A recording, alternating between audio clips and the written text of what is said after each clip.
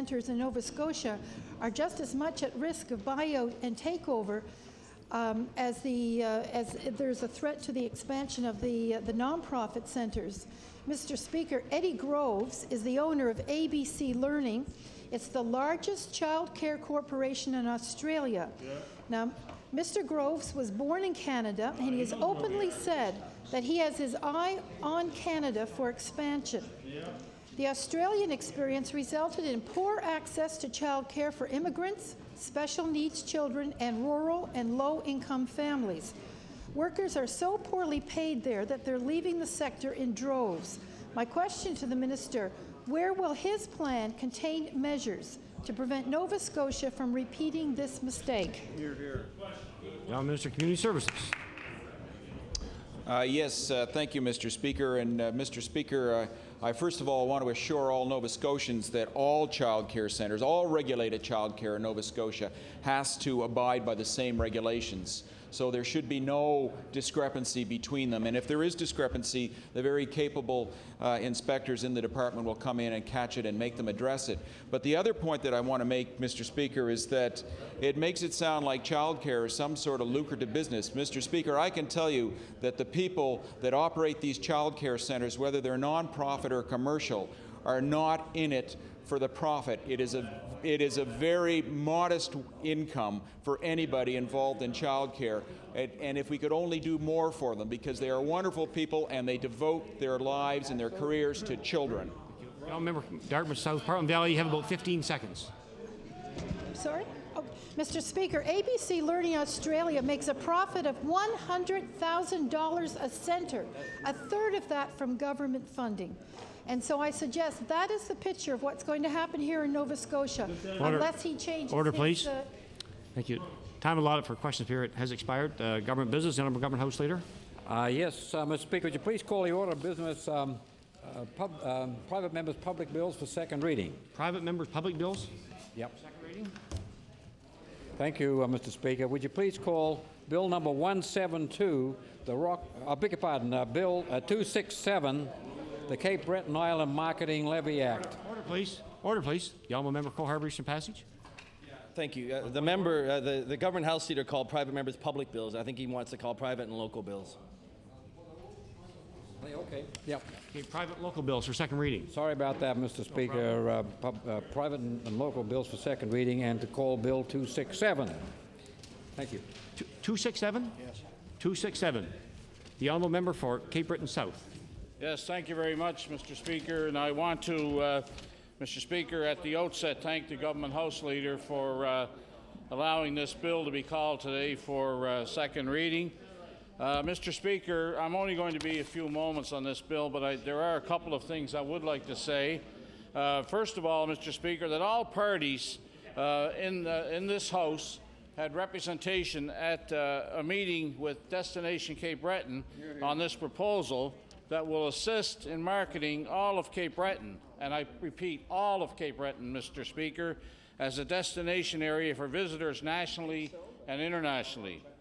And Mr. Speaker, my colleagues in the legislature from all parties have expressed support for this bill, including the Minister of Tourism and also the Minister of Energy, who is also the member from Cape Breton North. And I thank them for that, as well as the New Democratic Party member for Cape Breton Nova has also expressed support for this bill at that particular meeting that was held in Sydney. And I want to thank them all for their interest in promoting Cape Breton as a premier destination of choice, Mr. Speaker. It is marketing that benefits all events in the tourist industry on Cape Breton Island, and hopefully the current trend of declining numbers in visitors to Cape Breton for tourism and other related activities will be reversed with the passage of this bill, Mr. Speaker. And finally, Mr. Speaker, I want to thank the members of the Destination Cape Breton group who so strongly supported this all through the piece since over a year ago now. They've been meeting on this and canvassing municipalities throughout Cape Breton Island. And I want to say to you, Mr. Speaker, and to members of the House that all municipalities on Cape Breton Island have been canvassed thoroughly on this, and all have expressed support for this particular bill. So I want to thank the members of the board of Destination Cape Breton, and in particular Sandra McDonald, who is the general manager, and her staff for their tremendous zeal in making sure that this bill got to the House and eventually, hopefully, will get passed so that Cape Breton will have a tool at its disposal in the future to actively market the tremendous potential of Cape Breton Island. And I so move second reading, Mr. Speaker. Recognize the honourable member for Cape Breton Nova. Thank you, Mr. Speaker. And Mr. Speaker, I follow up on the words of the member from Cape Breton South. And I too was at the meeting with the members of the Destination Cape Breton, and traveled a little bit this summer myself in the Canadian Parliamentary Association, and realized that there was a levy in Newfoundland when we stayed there. There's also a levy here in Halifax, and I think that this levy will go a long way in marketing Cape Breton. It'll go, and all that money will go towards the Cape Breton tourism. And again, I'd like to say that at that meeting with the member from Cape Breton South and myself, it was a great, interesting meeting. We seen a video, we listened to what they had to say, and they did a lot of research on this, Mr. Speaker. They looked into this for well over a year, and I support them wholeheartedly in this levy, because it's more money to market Cape Breton, to bring tourists and tourist dollars to this province. And I think it's important that we support this. We as members of the Legislative Assembly support Bill 267, and also congratulate Sandy McDonald and her staff for the hard work they've done on this bill. And again, this is a step forward in the tourism industry in Cape Breton, Mr. Speaker. I thank you. Thank you. Recognize the honourable member for Cape Breton West. Thank you, Mr. Speaker. I too would echo the comments that have been made. While I didn't attend that particular meeting that was referenced by the two previous speakers, I did have occasion to meet with Mrs. McDonald, who is a constituent of mine, and I discussed this at great length with her organization, as well as a number of tourism operators throughout my constituency. While the support was not universal, there was considerable support in general, and with that, Mr. Speaker, I'll certainly be supporting it. Recognize the honourable member for Cape Breton South. We close debate on Bill number 267. Mr. Speaker, I would just like to thank members of the House and move second reading. Motion is for second reading of Bill number 267. House ready for the question? All those in favour say aye. Counterminded nay. Motion is carried. Bill 267, entitled An Act to Authorize a Marketing Levy on Cape Breton Island. Order this bill be referred to the Committee on Private and Local Bills. The Honourable Government House Leader. Yes, Mr. Speaker, would you please call Bill number 172, the Rocky Lake Commons Ice Rink Act? Bill number 172. The honourable member for Waverley, Fall River, Beaverbank. Okay, for allowing me to bring this bill forward. And I would just like to make a few comments before I move it for second reading. It's important to note that back some years ago, the Halifax Regional Municipality commissioned a study called the Burke-Oliver Report. In that Burke-Oliver report, it indicated the necessity for ice rinks. Not only did it indicate the necessity, it indicated the areas where they should be located. Mr. Speaker, St. Margaret's were the recipient of the first request, and the second request was in the community of Bedford. Mr. Speaker. And in the community of Bedford, there was an organization formed known as the Rocky Lake Development Association. Mr. Speaker, a non-profit organization. The non-profit organization has a membership of 10 representing Waverley, Fall River, Beaverbank, and the area of Bedford, and their efforts are to develop sports facilities for that particular area. Mr. Speaker, the first thing they did, as anybody doing their planning would do, is they indicated the location. The location was chosen was the Duke Street site, or the property we know as Rocky Lake site. That site, no it isn't, for your information. That area is a 50-acre plot of land. That 50-acre plot of land was privately owned by the St. Paul's Group. The St. Paul's Group have worked with this Rocky Lake Development Association, identified the 50 acres. In that 50 acres, we have requests to create a number of sports facilities, Mr. Speaker. Ice rinks being one of the facilities. I brought this bill to the House last year, and since that bill was brought to the House last year, and we didn't get the support of HRM on it, nor did we get the support of the House. Therefore, I left the bill and let Rocky Lake Development Association work on new development. Last year, they were working on a private sector agreement.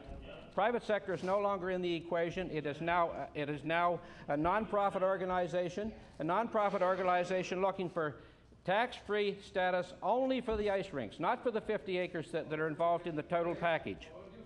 Mr. Speaker, those are the new dynamics. It's a nonprofit organization looking for the opportunity to create rinks to serve my residents and the residents of that area in particular. Mr. Speaker, the community needs ice rinks. We presently haul them down to St. Margaret's as far as Enfield to all hours of the day and night to serve the people of the area. So, Mr. Speaker, the Rocky Lake Development Association has come forward with a proposal that they do their designs and start their opportunities to raise funds and get this program off the ground, because we've been working at it for some 4.5 years. Mr. Speaker, HRM have recently had conversation in their council regarding this bill. It was taken to the Grants Committee. The Grants Committee have approved it to go forward for application, which will happen sometime next year in conjunction with their budget planning. Mr. Speaker, it's the wishes of the Rocky Lake Development Association to immediately begin providing those rinks that are needed for our community. Mr. Speaker, also, I want to point out that the CAO of Halifax Region Municipality has indicated to the people opposite, as well as our people and to HRM, that it is consistent, Mr. Speaker, and I emphasize consistent, with the policies of Halifax Regional Municipality in carrying it forward. It is an agreement similar to the one presently in place recognizing the Sackville Sports Stadium and the Harbour facility as well. So with that, Mr. Speaker, I'm going to wait to move this for second reading at the end of debate, but I want it to be recognized that today was a good day to bring this forward because we recognized athletes in this House today. Mr. Speaker, those opportunities can exist for other children in my area and in Peter Christie's area and in the honourable member's opposite area if today we should pass that motion. Order, please. Order, please. Order, please. Remind the honourable member. Order, please. Remind the honourable members not to call members by their names in the House, but by their constituencies. And as well, the honourable member is presently will be moving second reading when you finish your debate. Mr. Speaker. Motion is for second reading? Yes. Yes. The honourable member for Timothy Prospect. Thank you, Mr. Speaker. I'm going to take the next few moments and I'm going to point out to the member opposite there's a way of doing things in this House and there's a way of not doing things in this House. Tradition and our relationship with municipal councillors, tradition and our relationship as provincial MLAs with municipal regional councillors in the case that we have here in the HRM. So I can turn to my good friend from Cape Breton Nova. And my good friend from Cape Breton Nova is in need of a replacement for the Whitney Pier Arena. An opportunity will soon come forward when the Bay Ducks will be in Whitney Pier to play the Canadians. I look forward to going to Whitney Pier. I look forward to the fact of supporting the working relationship between the council and the CBRM and the MLA from Cape Breton Nova. So we now have the precedent so that if you want an arena, then you bring a bill in front of this House.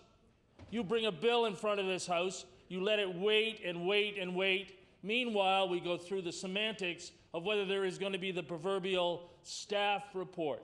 Now, I don't know if any members present watched the Tuesday night Gong show. I will call that with some degree of, I suppose, sarcasm. But the Tuesday night HRM Council, when you see these members pop up and down, and you begin to realize everybody's protecting their turf. Everybody's protecting their turf. And when they don't know exactly where they're going on an issue, inevitably it happens. It comes up, and the resolution or the recommendation is, let's turn that over to staff. And away they go into the bottomless pit of a staff report. Well, I am under the impression that on Tuesday of next week, the HRM Council is going to receive a staff report on this particular proposal. At this stage, the working relationship that the MLA, I was going to say for the area, but that's not true, the MLA for Waverley, Fall River, Beaverbank, endorsing a facility in an adjoining constituency, and we shouldn't just be looking at lines on the map, because I know the Duke Street location, because of its close proximity to CP Allen High School, does make some sense. I don't know what the students at Lockview think of it, the high school in the community that this member represents. But let me point out to you that when we wait for this staff report, it'll be of some significance to understand exactly what the recommendation is. And that's the precedent that we have to deal with in this House. So, Mr. Speaker, I want to point out to members opposite that when it comes to recreation, and when we look at the Burke-Oliver report, and I was one of those people who submitted information to the Burke-Oliver report, which looked at recreation all across the HRM, and the need for outdoor facilities, the need for facilities that, of course, we're talking about when it comes to arenas or swimming pools. That Burke-Oliver report identified the areas that were in need of facilities. And I must point out that the Burke-Oliver report fairly identified that the constituency that I'm fortunate enough to represent, and the member from Chester St. Margaret's represents, we have been blessed with a second ice surface, a gymnasium, meeting rooms, a facility that on Saturday night of this past week, Mr. Speaker, hosted an indoor soccer tournament in a junior high school gymnasium situation, hosted a Junior B hockey game featuring the new entry, the St. Margaret's Bay Ducks, had a family skate going on the old arena surface, as we call it, and it's not that old, it was built in 1988, and in the Lions area, the Lions Community Center, there was an auction at that time for the Sejane football Flames. You couldn't get a parking place, and many of the people who came to those events said, "Isn't this wonderful?"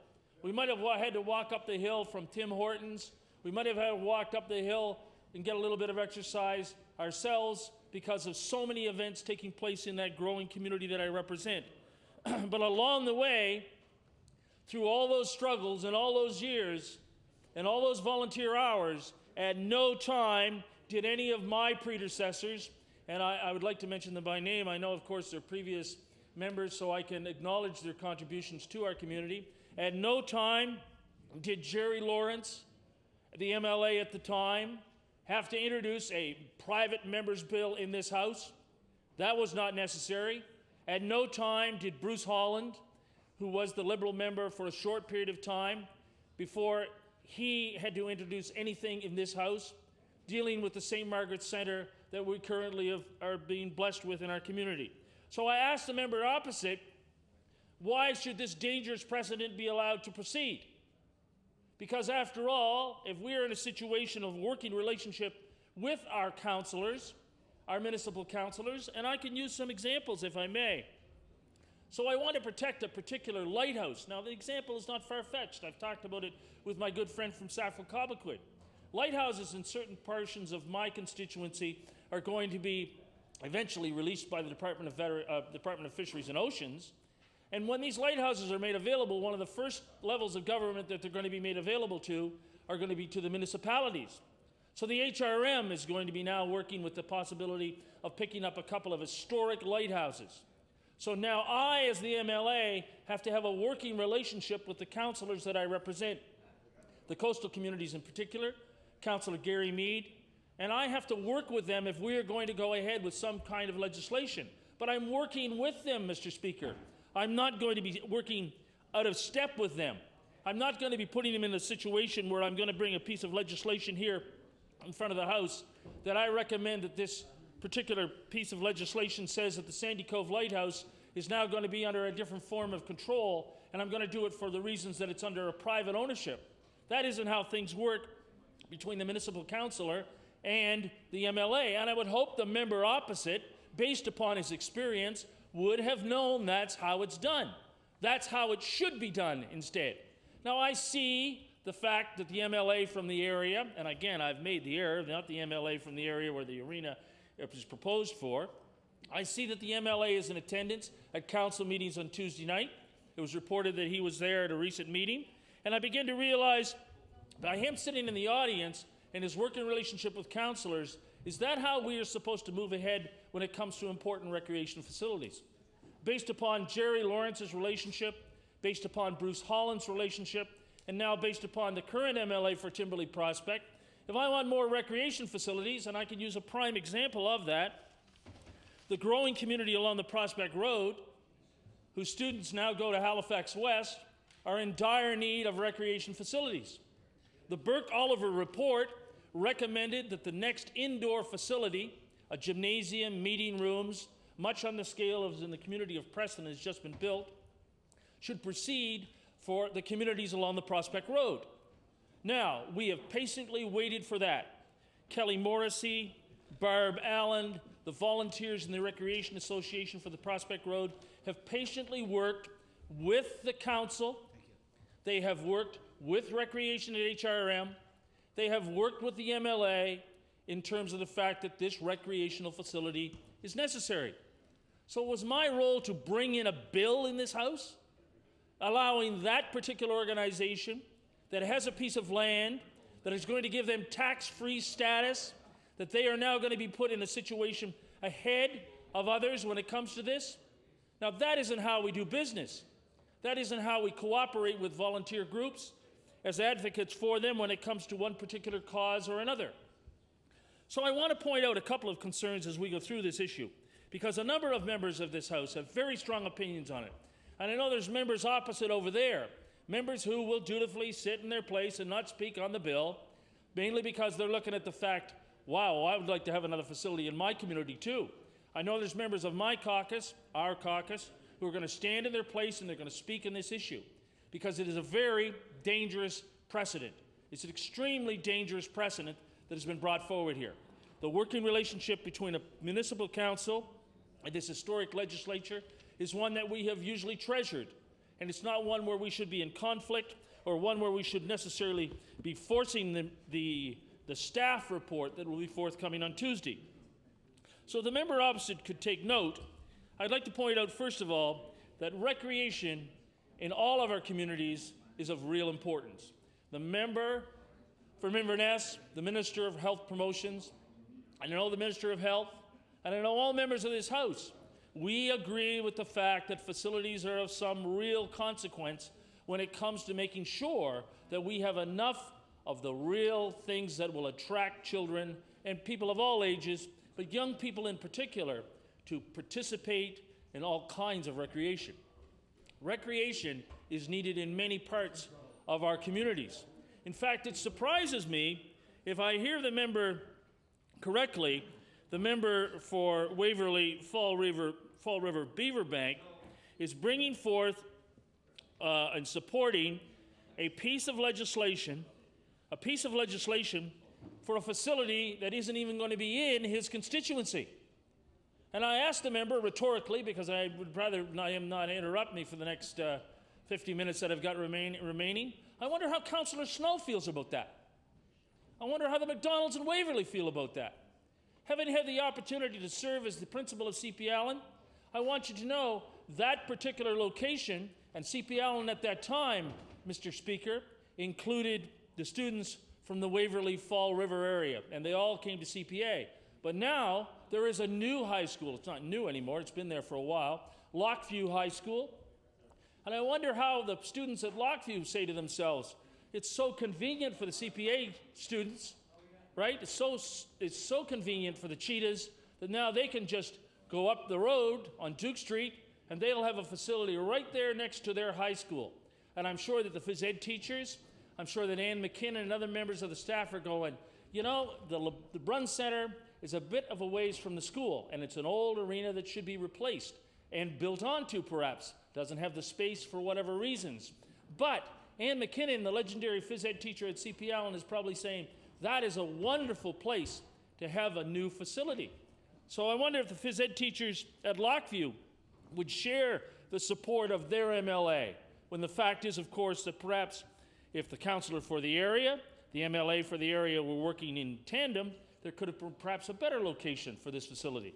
But even if there was, even if this facility was in the riding of the member opposite, the member opposite has to be very sure of the fact that this is not the way to have a particular facility financed and brought through this legislature. It's just not the way we've done business in this House. And the Speaker of this House, of course, we've had the wonderful opportunity, and I believe we'll have the opportunity again in December, to go to the historic mining town of Spring Hill, where we will see our hockey skills on display again. It's not a pretty sight some nights, let me tell you, okay? But in that new facility that's been so well received in Spring Hill, that facility has resulted because of a lot of long hours of volunteer time, and I'm sure that the municipality, I'm sure that the municipal councillors for the area worked very closely with various levels of government. But the MLA for Cumberland South did not put himself into a situation that he had to bring a member's bill to this House. I mean, the question would be, if this is the situation for the Rocky Lake Common, then Whitney Pier would be next as the MLA from Cape Breton Nova as we replace other facilities. I know the young member from Cole Harbour Eastern Passage, one of the fastest growing communities in this province, not only doesn't have a new high school, which he has pushed for many times, but he is also looking for the fact that it would be great if in the community of Eastern Passage there was a facility where his children, his young fellow in particular who is of hockey age and loving the sport, and his choice of teams I will come to later in my comments, I want you to know, the member from Cole Harbour Eastern Passage has to travel all the way over to the Cole Harbour facility, which is an inconvenience for that particular young father on those many days. And we have to look at the fact that he might have to go to other areas within the municipality. So, I mean, we could expect that this precedent follows that the MLAs from around the province could be introducing legislation. We could be introducing legislation because if this is how we're going to build facilities in this province from now on, this dangerous precedent is not one that we want to follow. Now, Mr. Speaker, I want to give the member opposite a bit of a history lesson. And I know that at times I can get carried away with a history lesson or two, but I think it's of some consequence to review the need for facilities in the constituency that I represent. Now, in Timberley Prospect at the time, let me tell you, as the hockey coach at Sir John A. Macdonald High School, I had to, and along with my team, had to practice in the St. Mary's Arena. And St. Mary's Arena, let me tell you, was one of those facilities, and it has been upgraded to the credit of the university. But let me tell you, it was in bad need of repairs at the time. We played our home game, we practiced at St. Mary's, but we played our home games in the Fairview Arena. Neither of these facilities were in our community. Then in the 70s, we received news that Exhibition Park was going to be built down the Prospect Road. Exhibition Park, which of course we can also refer to as the Atlantic Winter Fair site. The resulting uproar in the community was wonderful to witness. We were so pleased that Exhibition Park was going to be built in the Prospect Road. It was a little distance from the high school where I coached, but it would be convenient for the players and convenient for the community. Exhibition Park proceeded, and you will see, of course, the results there still today. Exhibition Park sits on the Prospect Road. It might as well be in Cole Harbour because of the difficulties we have with travel and it comes to traffic once in a while. Really, the community has no identification with that particular set of buildings. And I know Mr. McGilvery is working to have the roles of the community more involved. The Prospect Room, the Goodwood Room are good ideas. It's a great place to have a high school graduation. But what a disappointment it was when we realized that we would not have an ice surface at that facility. No ice surface. The decision made by the private people involved at the time, with support from other levels of government, decided that the communities along the Prospect Road, along the St. Margaret's Bay Road, all the way to Hubbard's, would not have any kind of indoor skating arena. We were disappointed, to say the least. And then, Mr. Speaker, after a number of years of influence, I would say, from various very important people in the community, and with the support of an important member of our community, Lester Ubley, it was decided that we were going to proceed with the building of a facility which is in Upper Tantallon at the juncture of the 103 and the Hammonds Plains Road. And then the community got organized. The community got organized. The Lions Club got involved. A valuable service club that gave years and years and years to that particular project. And volunteers, of course, I could fill my remaining time with the list of volunteers. I'm only going to mention a few. I'd mention in particular Rennie and Danny Smith, Lions Club members who for years sold Coca-Cola on the side of the road, who held community events, lobster suppers, who had ticket draws, who held variety shows. All those things contributed to eventually the fact that the MLA for the area, one Mr. Jerry Lawrence, approached us and said, "You guys are getting serious about this, aren't you?" And a good politician that he was, God bless Jerry, said, "I want to be involved and I want to support this project." And then there were other people who became involved, and I want to draw recognition particularly, God bless him, Mike Arden, the legendary convener of wonderful entertainment events across this province for years. Mike Arden, who has passed on, and Nancy, of course, his legendary school teacher wife that taught school in our community for many years. Mike Arden was involved with the board of directors before we had that facility built. And Mike Arden made it very clear. Volunteers were going to build this facility. Volunteers were going to control it. But it was important that it wasn't just an ice surface, that it also had a community center, that it also had meeting rooms, that it would be used by people of all ages. It would be used by seniors. It would be used by young men and women as they planned their wedding events. It would be used by the Lions Club. That particular suggestion, I remember sitting late and long, in fact, at my kitchen table with Mike Arden and saying to him, "I don't think we can afford it, Mike. I just don't think we can afford it. We want recreation. We want an arena. We want a couple of dressing rooms. We need a parking lot. Let's just get this thing built for the high school kids. Let's get it built because of the fact we have people in the community, many young people in the community, who need that opportunity to be involved athletically, not just in sports, but for use during the summer when it comes to lacrosse, for other events that we could host in that community." Mike Arden persisted.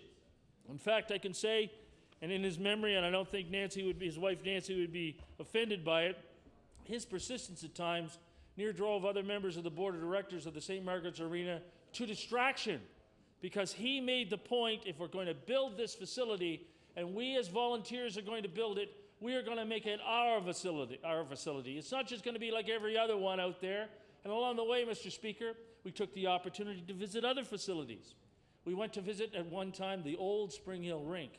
And I know that when it did collapse, it was a loss, but in other ways, it was a blessing. We visited the old barn in East Hants. And I have no reflection on the member from Hants East, but I know I was pleased, and I know people in the community were pleased when that particular facility was replaced. We visited facilities across this province, and we came up with a scheme as volunteers, what we wanted. And to Mike Arden's credit, to Rennie and Danny Smith's credit, to the Lions Club members' credit, for the community that I'm fortunate enough to now serve as their MLA, we finally had a sod turning hosted by Dennis Doyle, the chairman of the board of directors at the time, as we celebrated the beginning of a new era in what was at the time called the riding of Halifax St. Margaret's. And I can remember that was 1988. The premier at the time was the Honorable Senator John Buchanan. And at the time, as the president of the Lions Club, my job was to make sure that he had a safe place to park his vehicle that evening. That was the job that the Lions Club members had. We were in the parking lot making sure that the facility was going to be properly opened. Gravel, no big deal. And there was Senator John Buchanan recognizing the fact that our community had come together.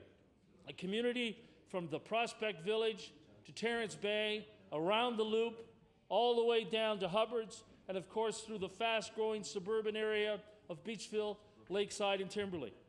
And Senator Buchanan at the time, a man who never forgets a name, never forgets a face. In fact, I saw him at a recent event and in the community, and he of course pointed out at the time that in 1988, he referred to me as young man, and I always love it when the senator does that to me. In 1988, young man, I told you at the time that you should have built a bigger facility. And to this day, Senator Buchanan recognizes the fact that when we now have a better, more expansive, bigger facility, Mr. Buchanan knew Senator Buchanan knew because of the growth in the community and the need for facilities that we would have to eventually address the issue of another expansion to the St. Margaret's Centre. When the St. Margaret's Centre was opened that evening, the community rejoiced. But immediately the young men and women of the community came to us as members at the time of the Lions Club, and they came to the MLA at the time and said, when are we going to build on? Where do we go from here? We've got to have more facilities because more and more young people, young families, are moving into the constituency of Halifax St. Margaret's. And at that time, Mr. Speaker, the riding of Halifax St. Margaret's, phenomenal that it was, covered from Hubbard's to the city limits. I guess it would be Bears Lake now. It covered from the Terrence Bay Gut all the way to the boundary for the town of Bedford.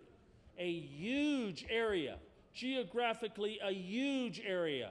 And Lester Ubley, because of the wonderful opportunity he gave us to build that facility on land that he at the time was in ownership of, it was a wonderful gift to our community and the leadership that has resulted, of course, led by Mr. Ubley and other members of the St. Margaret's Lions Club, the St. Margaret's Skating Club, the Junior B hockey teams over the years. But the support that we've received indicates that that is how you build a facility. You build a facility because of the people in your community that are involved, if I may say, from the grassroots up or from the ice surface up. It wasn't perfect when it opened. It wasn't the greatest facility at the time, but all over the years we made our improvements. We added the stands. We made improvements in the community center. And along the way, we even had the parking lot paved. But it all didn't happen overnight like that. That's, after all, how you put together a facility. Now, the second part of this legacy, of course, turns to the fact, and the member opposite brought it to the member's attention, that we have recently, in the community that I represent, had the opportunity to have an expanded St. Margaret's Centre.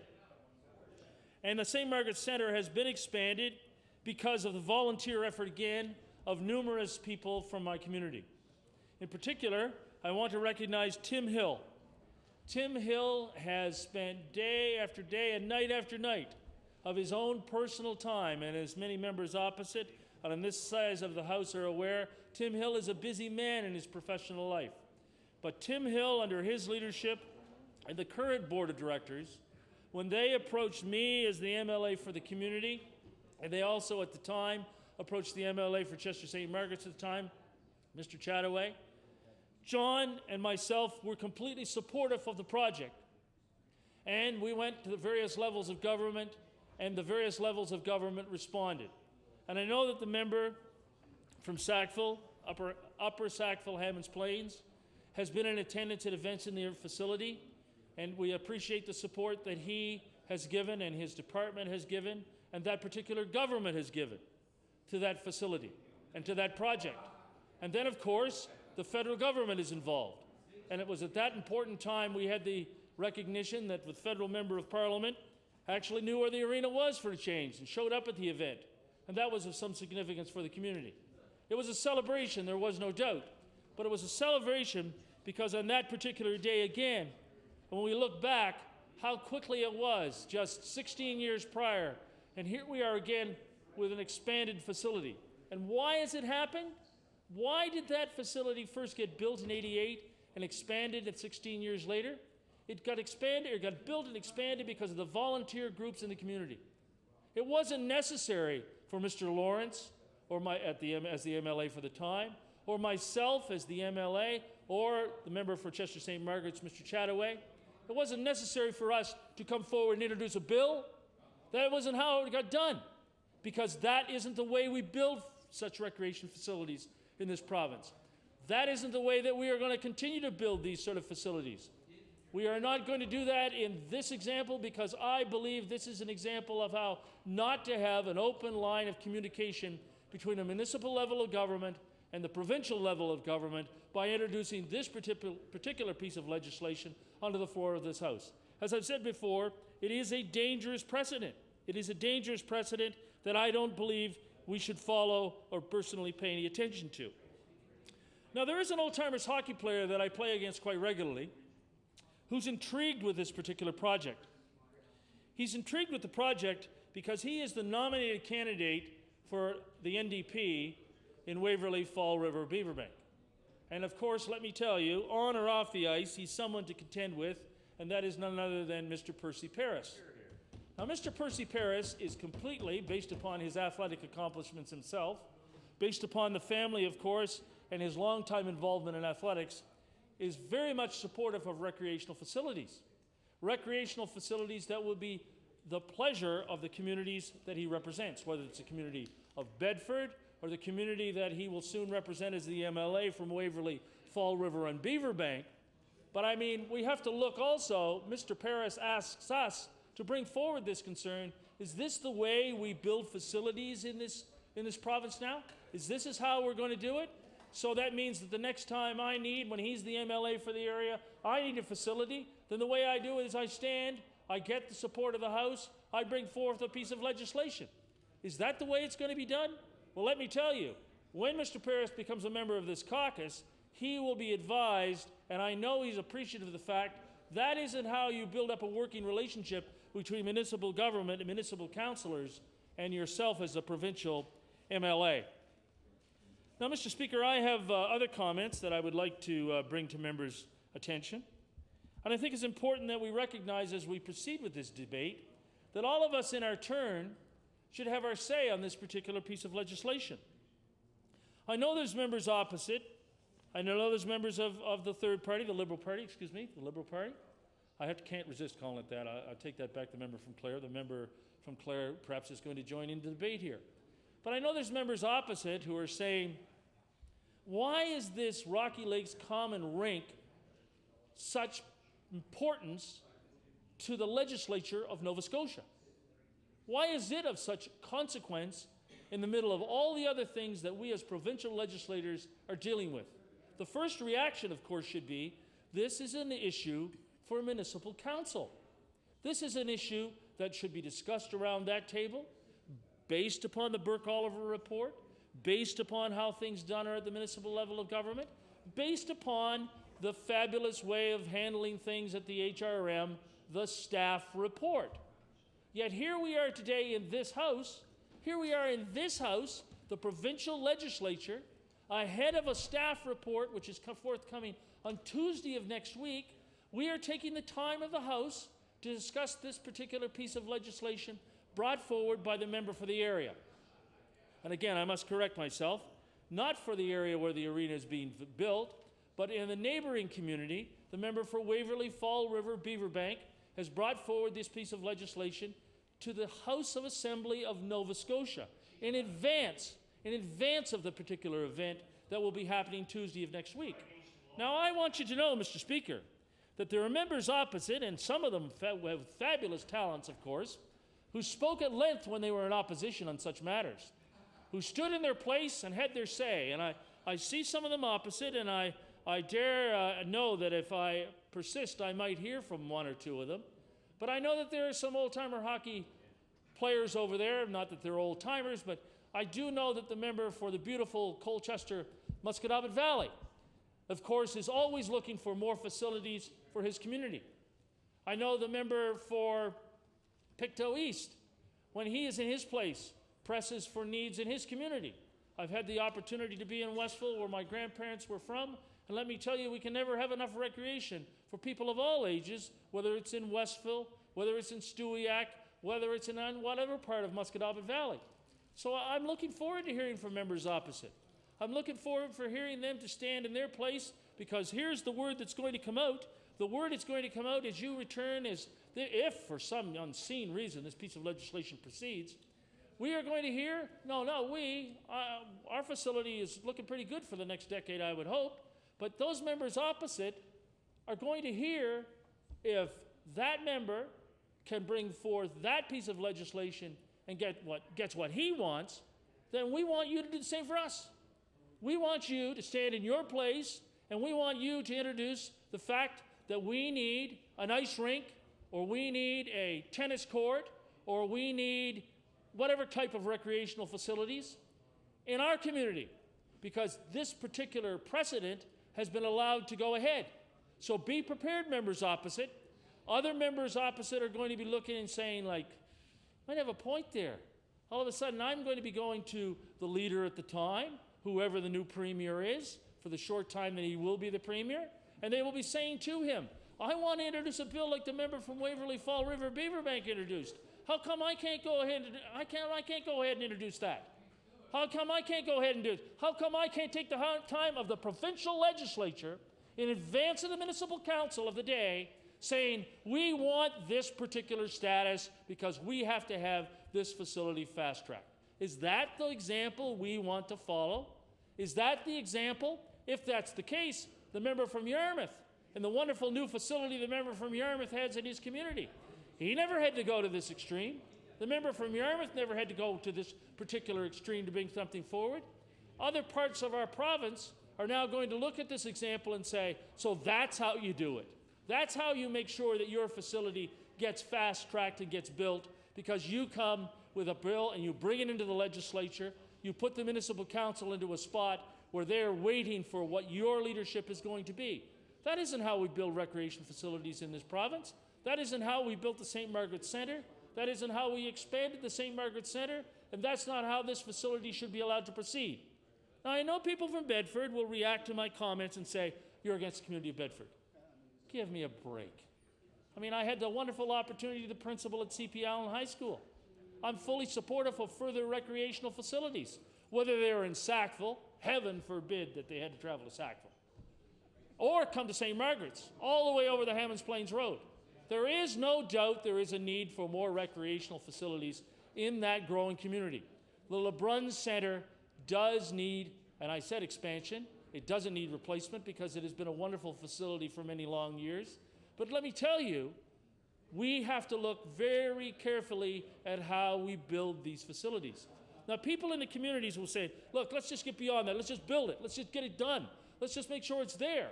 And we can worry about those things later. But the problem is, and to the people of Bedford in particular, or to the people of Waverly, Fall River, Beaverbank, who are supportive of having a facility built into... On a point of order, member. The honourable member for Colchester Muscatawbit Valley, a point of order. Thank you, Mr. Speaker. I'm wondering if the honourable member for Timberley Prospect would entertain a question at this particular time.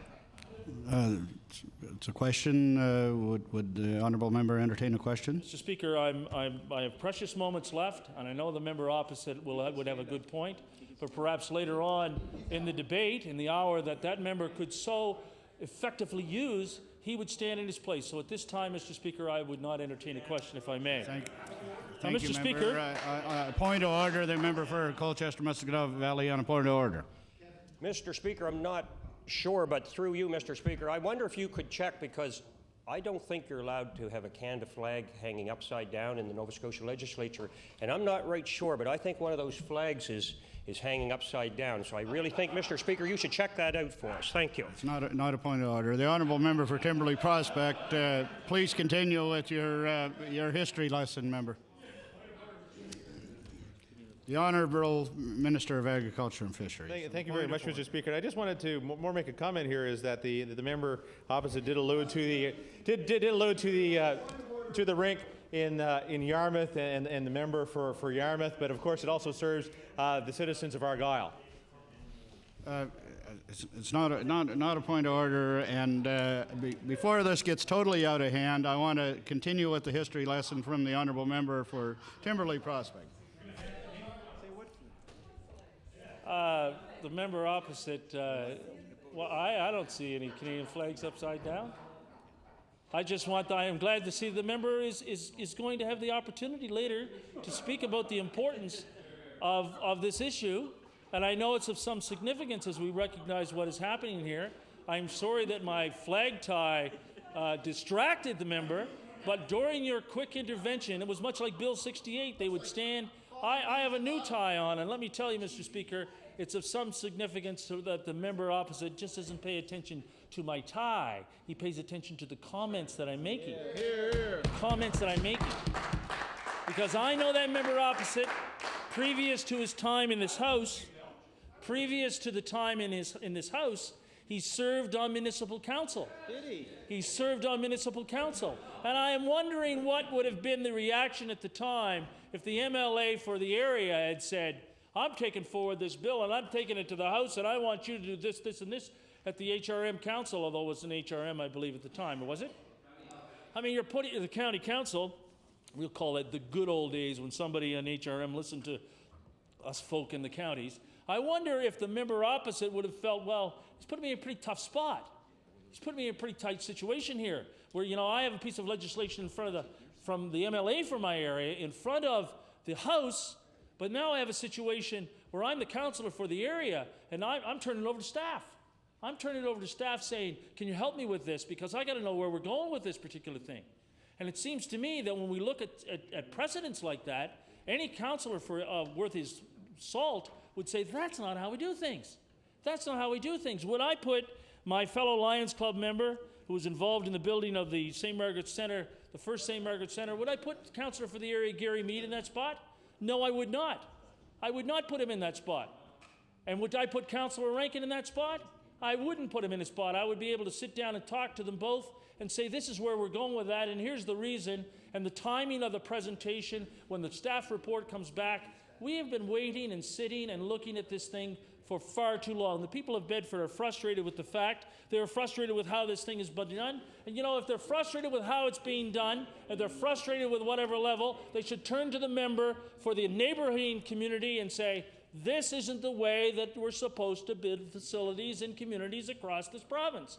Or they could, at one time, call the member for their community where the facility is being built, that number, which just coincidentally happened to be right to his constituency office. The Minister of Finance at the time, or the Minister of Finance's office, had his number listed as who to call for information on this particular thing. So, I mean, I want to point out to the people of Bedford, I want to point out, because, you know, the facility, of course, the fact of that we need more facilities in the community of Bedford is not a question here. That's not the issue, and I know the members opposite, or I can read it in the Bedford Sackville News probably, because my friend from Sackville, Cobequid, stands in his place here in a few moments, and I assume he's going to have the opportunity to talk about facilities in his community, the neighboring community. It'll be an opportunity where we will say to him, it's not a matter of not being opposed to recreational facilities. That's not the issue at all. That's not the issue. It's not the matter of the recreational facilities. We need more recreational facilities in the growing communities that many of us represent. But it's the way this is being done. It's the way we're going about this. And that is, of course, a huge concern for the members of this caucus. It's the member from Eastern Passage has a concern about it, as every morning, every Saturday morning, he has to travel to an arena outside of the community that he represents, a fast-growing community like Eastern Passage. It could be a concern for the member from Whitney Pier. It could be a concern for the member from Sackville Cobequid when he has to look at the fact when his children could be involved in perhaps the facilities of other ice surfaces, you'll have to travel to adjoining communities. It's not the issue of recreation, Mr. Speaker. It's the issue of how it's being done.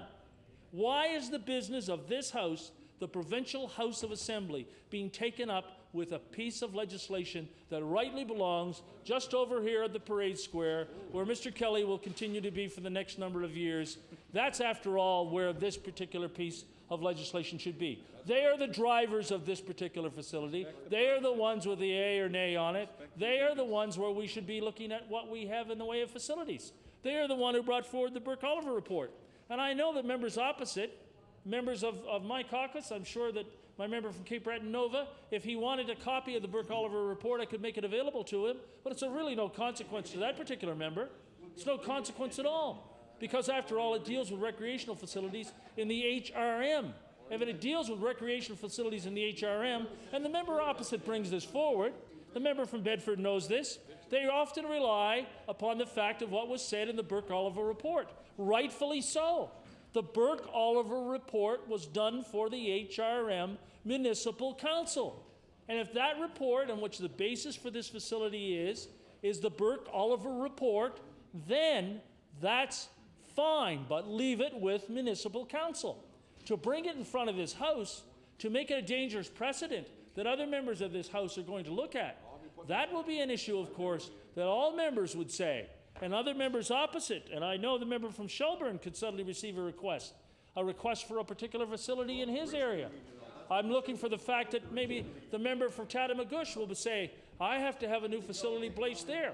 And the idea would be, and members from Tatamagouche, or of course the Shelburne area, or any other area of this province would say, then you follow the example of the member from Bedford, Waverley, Fall River, Beaverbank, and you bring a piece of legislation in front of the House of Assembly that says that we can move ahead with a facility such as they are going to propose for that particular community on Duke Street.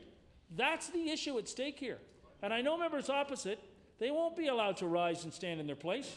I know members opposite will say, that Rocky Lake Commons Ice Rink Act is not the way to go when it comes to building recreation facilities. And they will stand in they'll sit in their spot, they will not stand in their place, and of course they will be in a situation where they could see this bill talked out for many hours in this House. It's important that we all recognize there's a way to do things and a way not to do things. And this is not the way to proceed when it comes to recreation facilities in this House. This is not the way to do it at all.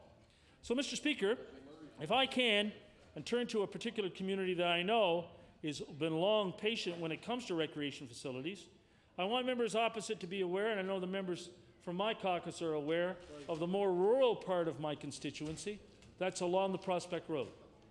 Now, when Exhibition Park was built, and just to refresh members opposite memory, when Exhibition Park was built, there was, of course, the possibility that we were going to get an ice surface there.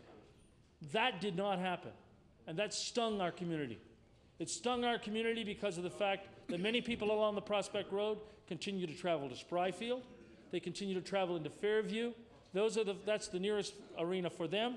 Yet those people along that particular road, and I know the member from Chester St. Margaret's is aware of the need and demand as you come down through East and West Dover, McGraw's Cove, Blind Bay, Bayside, and Shad Bay, all rural communities that will be turning to that particular member from Chester St. Margaret's perhaps, and saying, listen, the Rocky Lake Commons Rink Act, what happened to that? Because we would like to have some kind of facility, recreation facility of whatever description, in our community.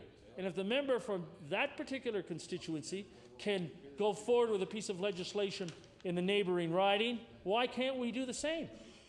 That is a level of frustration that I can tell I'll share with the member for Chester St. Margaret's, because the growth we have in our community will soon be outdistanced by the St. Margaret's Centre, and it will be an opportunity for all of us to work together if it comes to having another facility.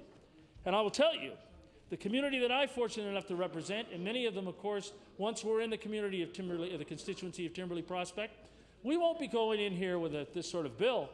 We'll go out and we'll do it ourselves. We will have our Lions Club involved. We will have our volunteers involved. We will have the community involved. We will put things in place. We'll approach the appropriate level of government, and we will make sure that when it does proceed, it will proceed in an orderly fashion that will not trample on the rights of the House of Assembly as a provincial jurisdiction in this province, and not a municipal issue in which we are waiting for HRM staff to come forward with a report that will give the details that are necessary for a decision that really rests across here at the Parade Square and does not rest in this historic... Mr. Speaker? The honourable member on a point of order. Okay, thank you. The honourable member for Timberley Prospect has the floor, and contrary to the belief of other members, I think it's a lovely tie. I've never worn this tie mainly because it reminds me of a certain party that believes in these colors, so that upside-down Canadian flag will never be shown again in this House, let me assure you. The backdoor approach that's happened here, the backdoor approach of building recreational facilities, the backdoor approach is not the way that we do things in this province. It's not how we have cooperated with our municipal councillors. When we look at the backdoor way of doing things, that isn't the example that I want to follow. I know that the volunteers along the communities along the Prospect Road, whether it's Whites Lake or Prospect or Terrence Bay, up through Hatchet Lake and Goodwood, The volunteers are involved. The volunteers are doing their thing. The volunteers are relying upon the Burke-Oliver report, and when the recreation facility comes forward, and when we get that recreation facility and when it's built, we will have done it the correct way. I should say they will have done it the correct way. Those volunteers will be the ones that will be recognized and thanked. It won't be turned into a political football where an MLA will be out there saying, this is what I did for not his community, but for the adjoining constituency. This is what I accomplished. There's no I in team, let me assure you, Mr. Speaker, and this isn't how we should have a working relationship with municipal council. Now, it seems to me, Mr. Speaker, that I know other members of this House are looking forward to speaking on this particular bill. It's a bill that we cannot support. It's a bill that we feel is a dangerous precedent. It's a bill that I know will frustrate the people of the community, realizing that if that MLA is going to bring that piece of legislation in this form to this House, we are going to make sure that that member receives a history lesson. I hope he's taken notes, because we have many more lessons yet to come. Thank you, Mr. Speaker. I'll recognize the Honourable Minister of Finance. Thank you very much, Mr. Speaker, and it's nice to be able to join in this debate and to talk about some of the issues that seem to be concerning people. I do want to go back for a minute and talk about, I heard the Honourable Member from Timberley Prospect talking about volunteers. And Mr. Speaker, this project that we're being talked about today that encompasses some ice surfaces in the area known as Duke Street in the area of Bedford have been going at this project for a number of years. That project started and they went to HRM Council in 2002, and the Honourable Member from Timberley will remember when in the infrastructure list there was $2.5 million put in there, one for an ice surface in Tallinn and one for an ice surface in Bedford.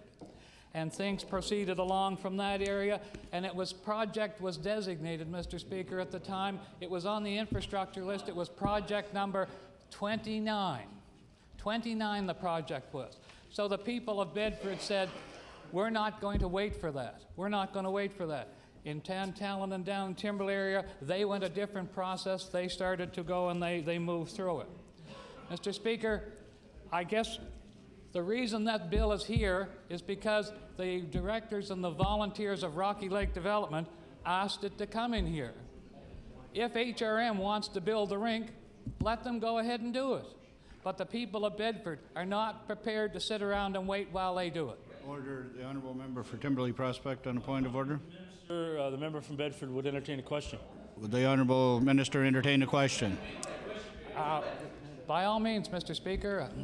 Thank you. The Honourable Member for Timberley Prospect. An important piece of legislation. I'm wondering why the member from Bedford did not introduce it.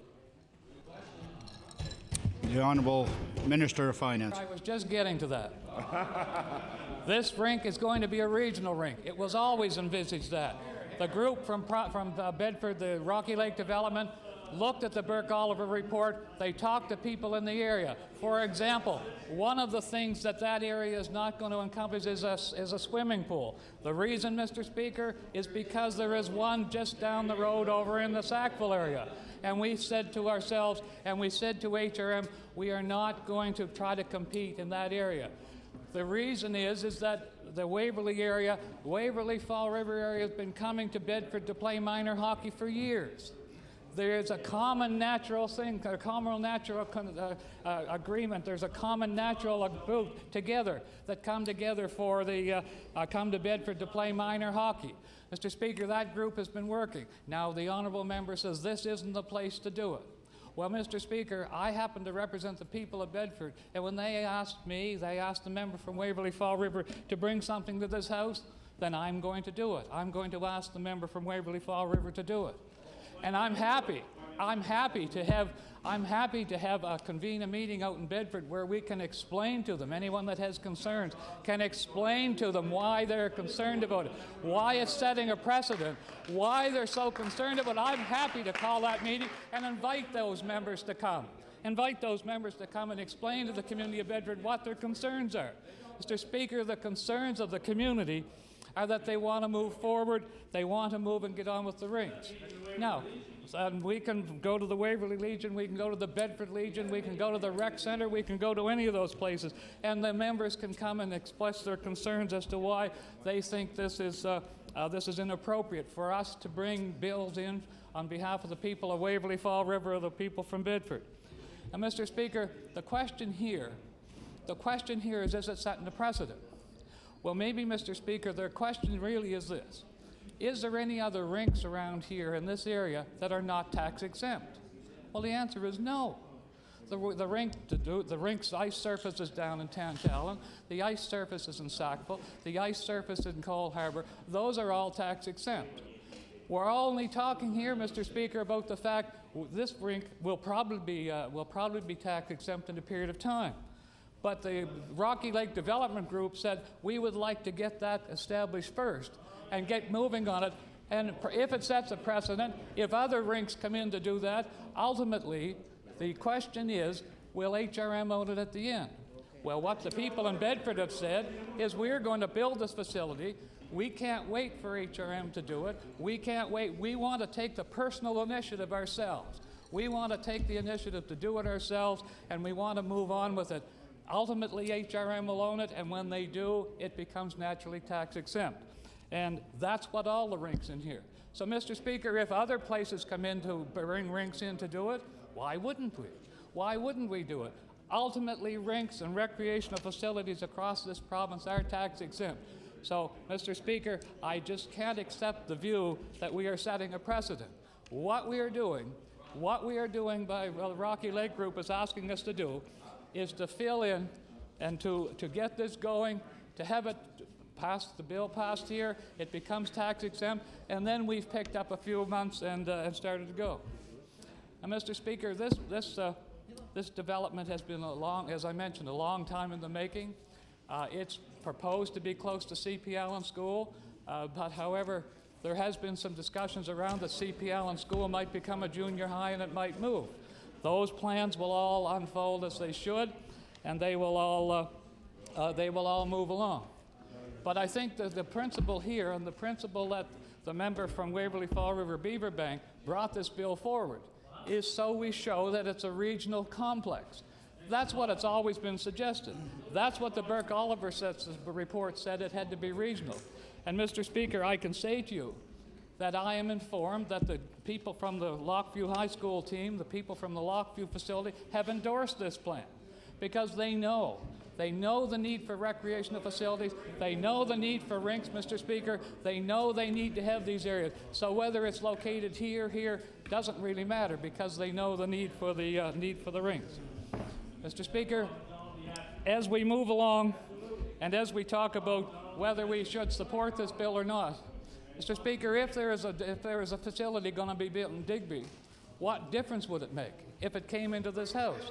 The only question here is, are all the rink facilities, are the rink and the recreational facilities?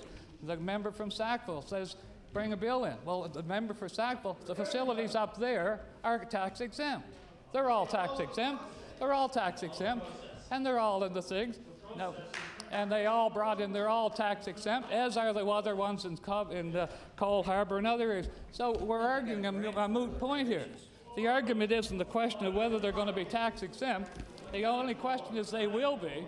And Mr. Speaker, as we move along, as I say, what we were asked to do by the committee of the Rocky Lake Development Committee was to move this forward so that they could get tax exempt status. They could get tax exempt status relatively early. And the member from Waverly Fall River. Now remember, Mr. Speaker, this was brought in last spring. And the original proposal was to have a private developer build the rink. The private developer was going to put the rink up there, and the private developer was going to own and operate the rink. That went to HRM Council, and that was debated there, and HRM Council had some concerns. And we have since changed that, as the member from Waverly Fall River indicated, that it will be done by a group of volunteers. It will be done in a fundraising. Those volunteer hours will continue to mount up as they continue to add to them, and they will make that proposal through to HRM. It's already been to HRM Council. The chairman of Rocky Lake went to HRM Council. and they might not vote. They might not vote on the thing for another 6 months. And that, Mr. Speaker, is the point. Why would we wait 6 or 8 months when the community is ready to start going now? That's the point. That's why it's here. That's why the residents of Bedford, the residents of Waverly Fall River, and the residents of Rockingham areas have asked us to come here, because they just know that they don't need to wait to do that extra time if it brings forward. So, Mr. Speaker, that's why this bill is here, and that's why we're asking the House to move this bill forward, because it's a group that's brought by a volunteer group so that they can get started early. Mr. Speaker, that's the issue here. Now, the member talked about you do it the regular way. Well, that could be. That could be. And that could be that you do it the regular way. You wait till the municipal council makes the decision. You get money from the provincial government. You get money from the federal government. You go fundraise and you take. And, Mr. Speaker, the community's happy to do that. But the community is not prepared to sit around and wait for another 2 years. The LeBron Center was built in the late 60s, and it was done by the community. The community fundraised, the community developed it, and then, of course, it was turned over to HRM when they became incorporated. The community continues to do that all the time. So the community is saying, let's get started on these facilities. Now, the facilities are not only rinks and other complexes. What they're simply looking to do is get a tax exemption on this so that they can start forward and they know it's completed. Ultimately, at the end of the day, these rinks and facilities will be owned by HRM, because that's what they're the ones that take care of recreational facilities. The only question in front of us here, the only question is, do we wait for 6 or 8 months? Do we wait for 10 months? And the community simply says, let's get started now. So the honourable member from Waverly Fall River brings this to the table, Waverly Fall River Beaver Bank, and supported with the people of Bedford. We bring that to this legislature now. Mr. Speaker, I do not apologize in any way, shape, or form for bringing something here on behalf of the community. I don't believe that there's anything wrong with having the people of Bedford or Waverly Fall River Beaver Bank bring something to this House. And if I think it's going to be a precedent, I don't believe that if somebody in Truro wants to build a new rink, I don't believe that I'm going to have any problem with it. I'm going to probably have any problem with doing that, because that's the municipality. Why would we argue about that? Mr. Speaker, I can say one thing. I can say that the councillor for the area has talked to the members of the NDP. Len Gocher has talked to them. He's indicated his support for this. He's called them and indicated his support for them. So the councillor for the area has indicated, and the staff report can come out. Sure, it can come out. It can come out, and then they'll wait for the grants committee to meet and talk about all of this. The community wants to move now. That's why it's here. That's why we're debating this, Mr. Speaker. Mr. Speaker, I'm interested in, as I hear somebody say, do it the regular way. Well, the regular way, right way, whatever it is, there's a process that you go through. You build the rink and design it, then you go to the provincial government, you go to the municipality, you go to the federal government, and as they move along, your process moves along, and your thing moves along. What I don't understand is why people are so concerned about something that's just slightly changing that process. It's not changing the process muchly. It's simply saying the tax exemption is going to start now instead of somewhere else. The whole fundraising component, the whole designing component is going to be the same. It's not going to change, because that funding is the way funding happens all across this province. It happens all across this land. And, Mr. Speaker, I repeat, I do not know of any rinks in this province that are not tax exempt.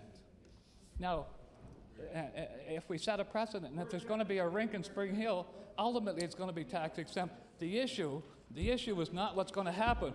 We seem to be arguing about the fact that a group have said to us, the member from Waverly Fall River Beaver Bank, and to me, will you bring this forward so we can get this process started early? Mr. Speaker, that seems to be the issue. I make no apologies for bringing this bill forward on behalf of our residents. I supported it, and I support it from the Waverley Fall River. I'm happy to have the member from Waverley Fall River to show our regional cooperation to bring it forward.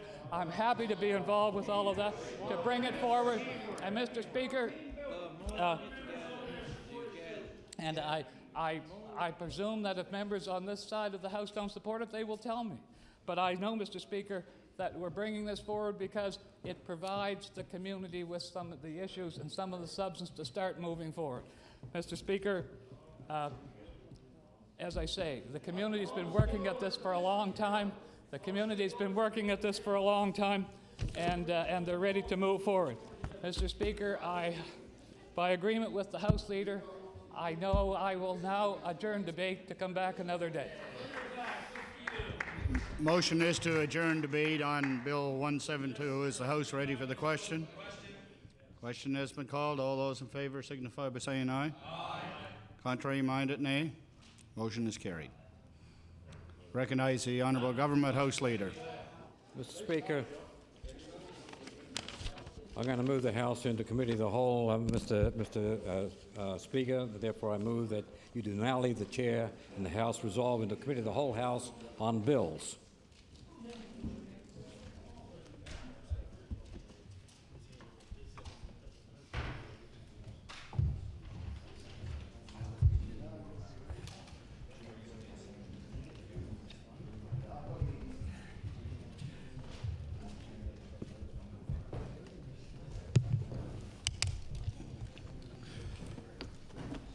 Thank you. I'll recognize the Honourable Government House Leader. Mr. Speaker, would you please call Bill number 203, the Involuntary Psychiatric Treatment Act. Bill number 203, Involuntary Psychiatric Treatment Act.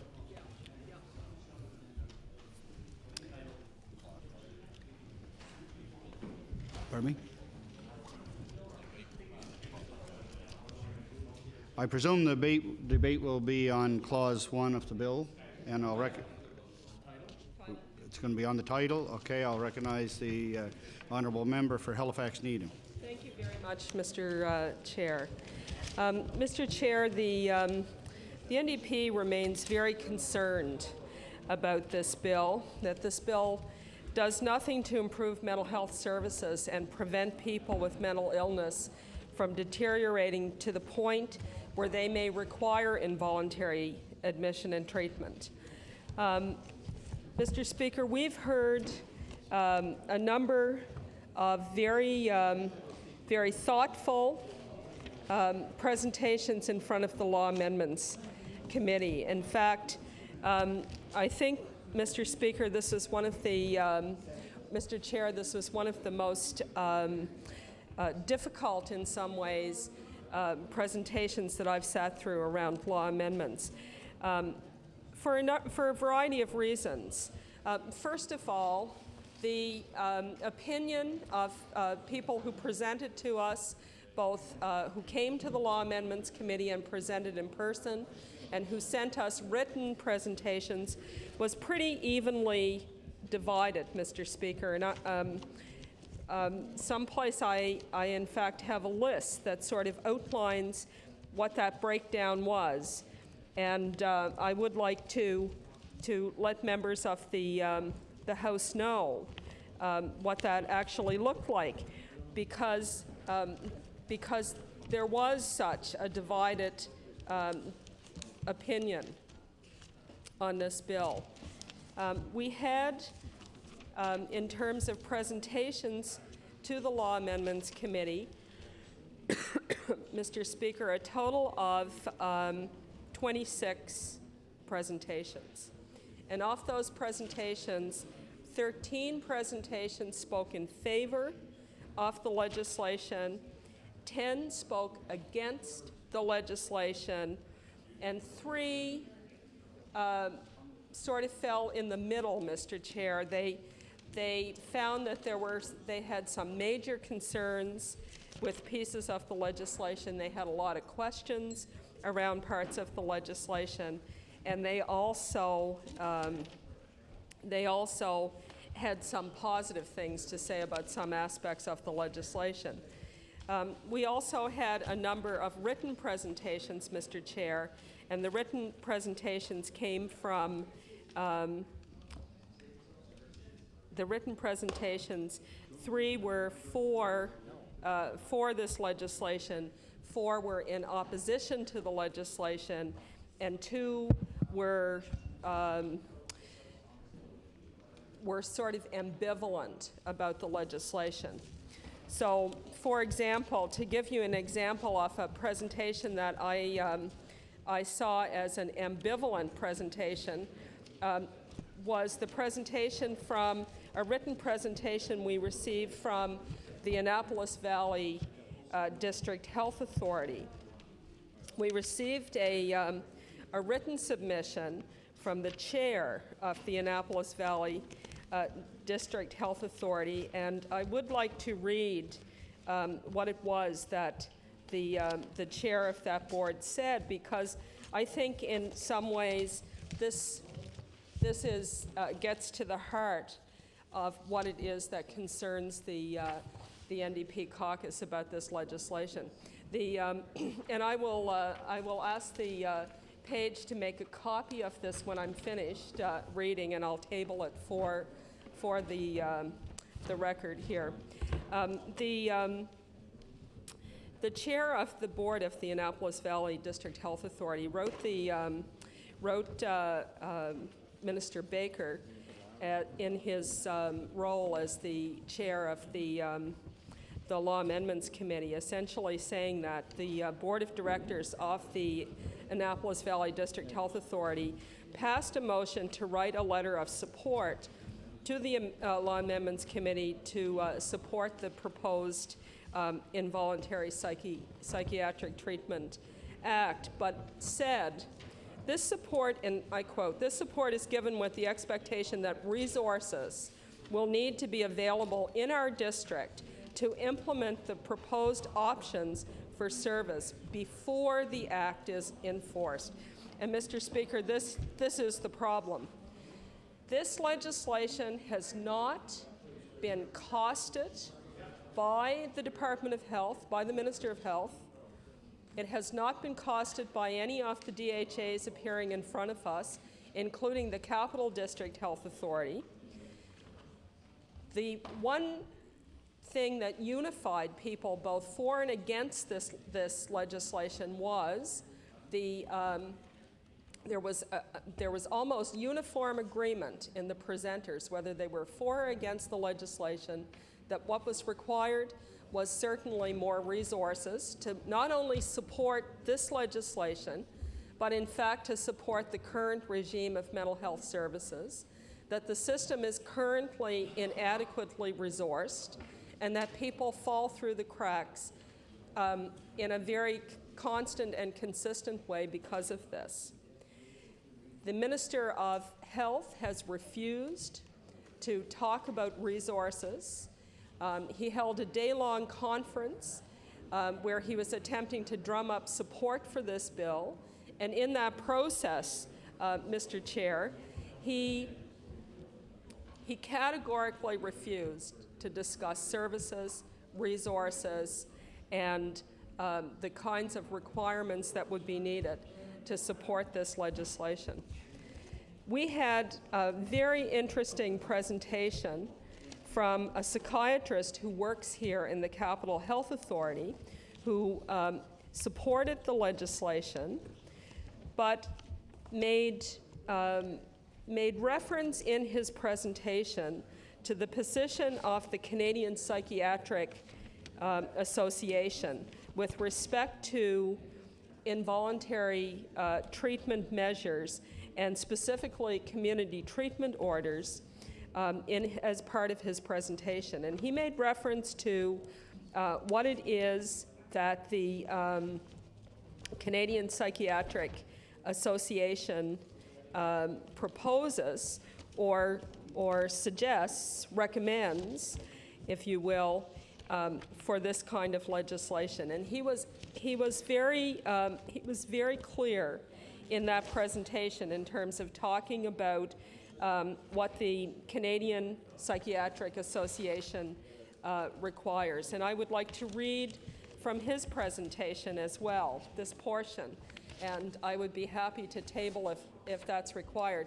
Mr. Chair, these documents were all formed part of the record over in the Law Amendments Committee, so I don't know if there's a need to table them again since we're not on the record here, but nevertheless, this was a presentation that was made by Dr.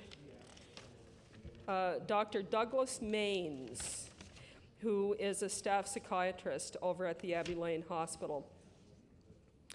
And he says that, and specifically talking about community treatment orders, he talks about a comprehensive package of psychiatric and community services must be available to patients. And he says CPA recommends that all legislation supporting community treatment orders contain a clause requiring that their services need to support outpatient management to be available in the community. It is also recommended that the patients who are compelled to take medication in the community must be provided with suitable medication, irrespective of costs which patients often cannot afford. In addition, patients and other interested parties should have the option to request a review of the need for community treatment orders by an independent tribunal, and that all parties not continuing community treatment should have a mandatory annual review by the independent tribunal.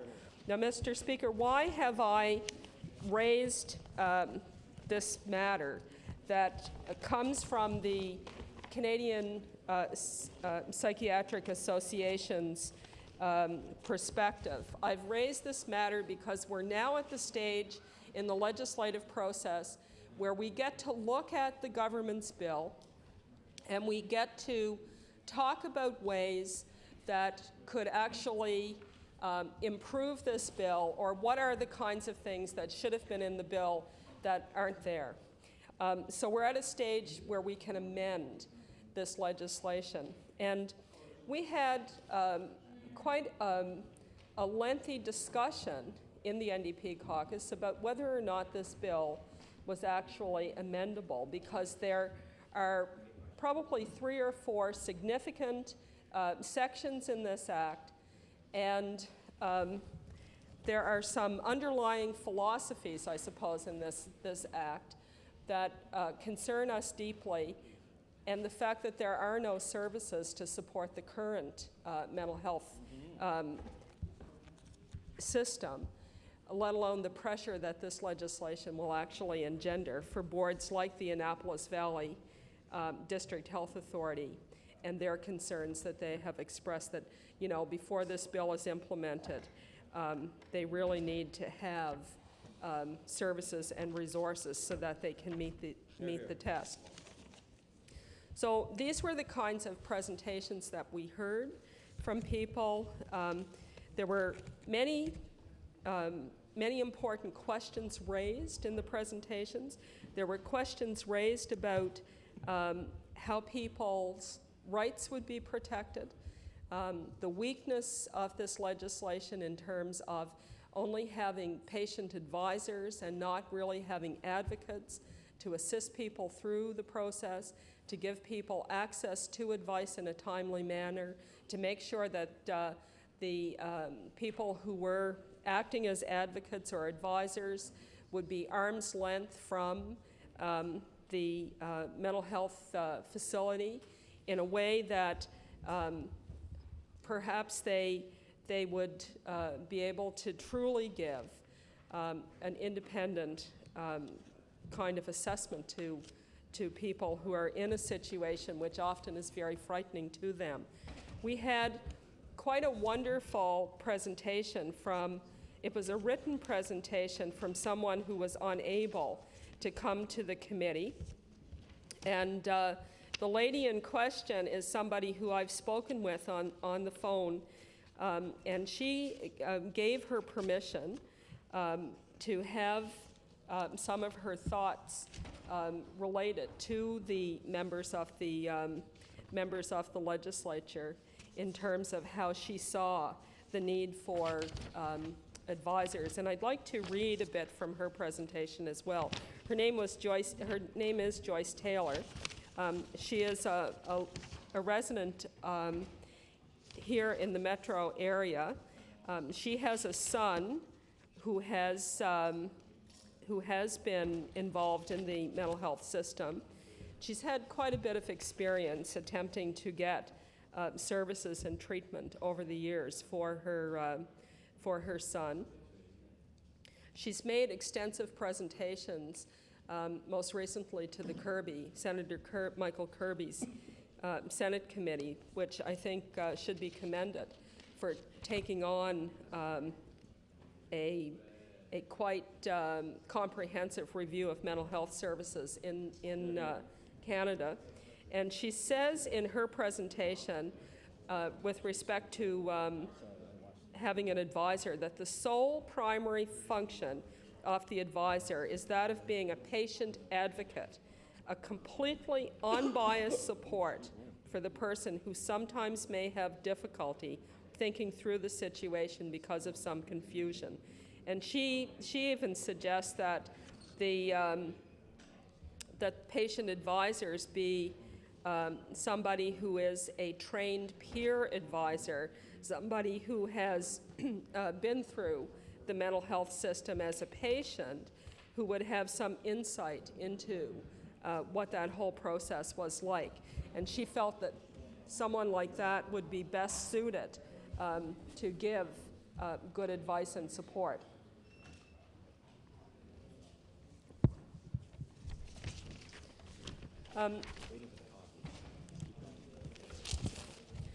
So in the process of hearing from people in front of the Law Amendments Committee, there were a number of issues, I think, that we can all relate to, Mr. Chair. One of the things I think everybody in this House can agree with is the need for early intervention in situations where people have a mental health disorder. And this is an argument that was used by many of the presenters who like this bill. They argued that this bill would allow for early intervention. However, on the other side of that equation were people who basically also want early intervention, but they see early intervention as happening in quite a different way. They see early intervention happening by government paying some attention to the extraordinarily long wait lists that there are for mental health services, for getting people timely assessments, for getting people an early diagnosis, and getting people into comprehensive treatment. And we know this doesn't happen now. We know that the wait times, even when they're sort of jiggled around with a little bit and played around with so that they'll look not as long as they actually are here in the Capital District. For example, the Leader of the Opposition brought this out into public view with a Freedom of Information application and demonstrated that one of the techniques that was being used to make the wait list look shorter was to take people and give them an appointment, but maybe have that appointment 4 or 5 months down the road and then take them off the waiting list as if they weren't waiting, although they certainly were waiting for those appointments. It's a crafty way to make those wait lists look shorter. But you know, Mr. Chair, it didn't really work in a way because there were still almost 450 people on the wait lists, down slightly from the 500 or so people who were on the wait list before this innovative technique was discovered. So we know that people wait far too long to get an assessment. And then once they get into the services where they are assessed, they then may have to wait again to actually have active treatment. This government likes to point to this bill and say this bill will allow early intervention. Well, Mr. Speaker, you know, if they address the wait times, if they addressed what we've been talking about for more than a year in terms of the lack of support services for people with mental health disorders, they could in fact have early intervention, and we would see quite a different scenario, and we wouldn't need this drastic approach to providing mental health services. One of the other, I think, fairly significant parts of this legislation, besides the fact that it changes, it redefines what a mental health disorder is in a way that it broadens the conditions under which someone can be involuntarily picked up, detained, and treated, is the way in which it now creates the ability for the mental health system, and it is a system, to maintain people in the community rather than in hospital. And it really does reflect a move away from providing care in our hospital facilities into the community. But Mr. Speaker, we all know that care in the community hasn't happened. Beds have closed and people have been left. They've been left to be cared for by their family members. They've been left to be cared for by their friends. They've been left to be cared for by their neighbors, or they've been left to be cared for by the social service community. In my constituency, the shelters, and we have a number of shelters, the Metro Turning Point, the Salvation Army, Adsum House, Barry House. These organizations every day have people with mental health disorders in their facilities that are not getting the level of community supports and the level of community services that are required. They live in very precarious circumstances. They have inadequate income. They often lose their drug coverage. And it makes it very impossible, pretty well impossible, to manage a mental health disorder. This has not been resolved by this legislation, and in fact, this legislation will, in the view of the psychiatrist who practices out of the North End Clinic on Gottingen Street, in fact could contribute to a growing problem for a particular for people who are poor with mental health disorders. This group are the group who are the most likely to be subjected to community treatment orders. And so his recommendations to the legislature is, if we have to go down this road, we really need to do good research. We need to make sure that what we're doing is based on evidence. We need to build in some study so that at the end of a period of time we can look at this legislation and say what occurred. And if the legislation has shown itself to be inadequate and to have failed, then the legislation should have a sunset clause in it where it would in fact die, and we would have to replace it with something more substantive that would deal with the realities of people with mental health disorders. His presentation was very thoughtful. He was the only professional who came in front of the Law Amendments Committee who had any experience with community treatment orders. We had other psychiatrists who came and talked about their beliefs. They believed, they had read research from New York City, they had read research from other parts of the world, but Dr. Stephen Kisley is the only person who came in front of the Law Amendments Committee who has actually worked in 2 other countries where they had community treatment orders. And his experience doing that work with community treatment orders is what really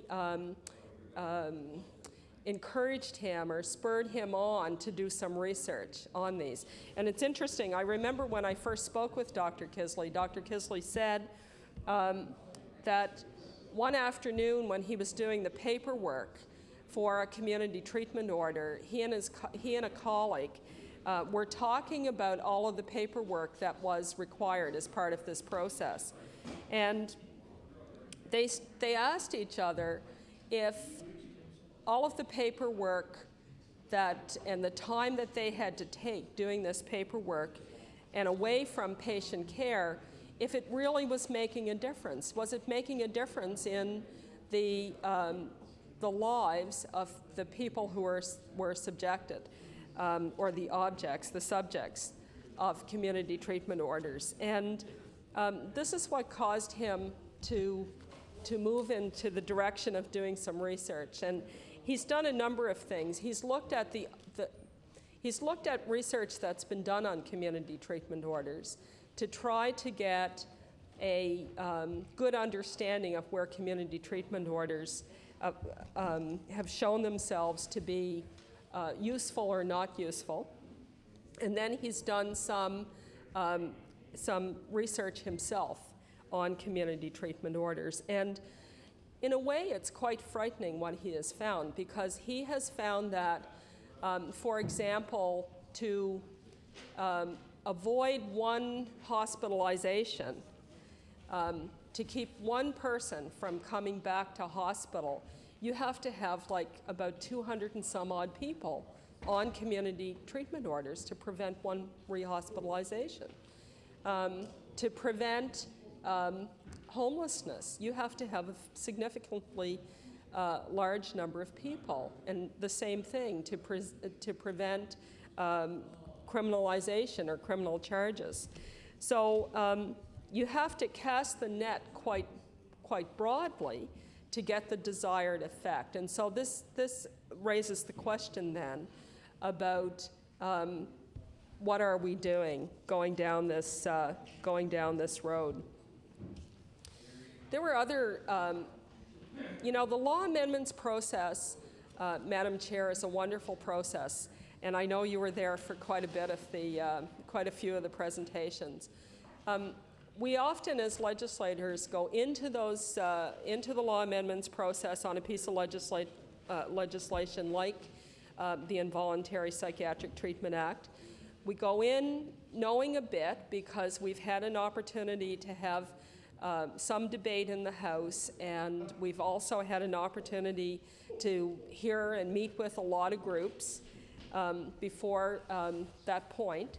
But once we get in law amendments, you get people coming in from all kinds of different vantage points. And inevitably you learn new things, or you look at the legislation and you see things that hadn't really occurred to you before because of the people who come in front of you. And I think that's a really wonderful thing about the law amendments process. One of the things that hadn't really occurred to me until the law amendments process was some of the concerns that were raised by some of the community-based organizations that work with people with mental health disorders. We had presentations from the Elizabeth Fry Society, who work with women who are in conflict with the criminal justice system. And we also heard from the Halifax and Dartmouth branch of the Canadian Mental Health Association. And they raised questions, as well as, I think, Joyce McDonald, the executive director of the CMHA from the Truro area, Colchester East Hants.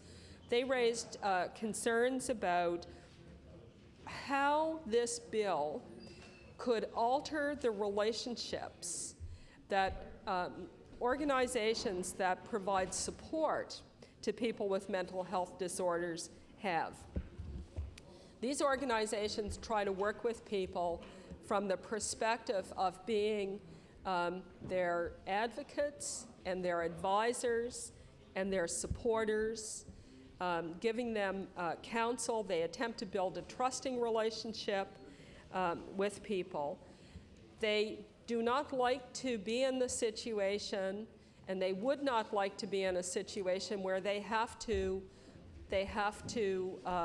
report on people to the authorities. They don't want to be in a situation where, for example, they would be the ones that would have to take attendance, that somebody is attending their programs or not attending their programs.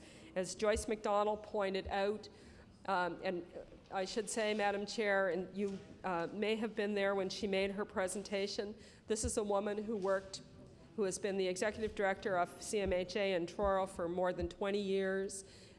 Prior to that, she was a psychiatric nurse at the Nova Scotia Hospital for a considerable period of time. She has a lot of experience working with the mental health population.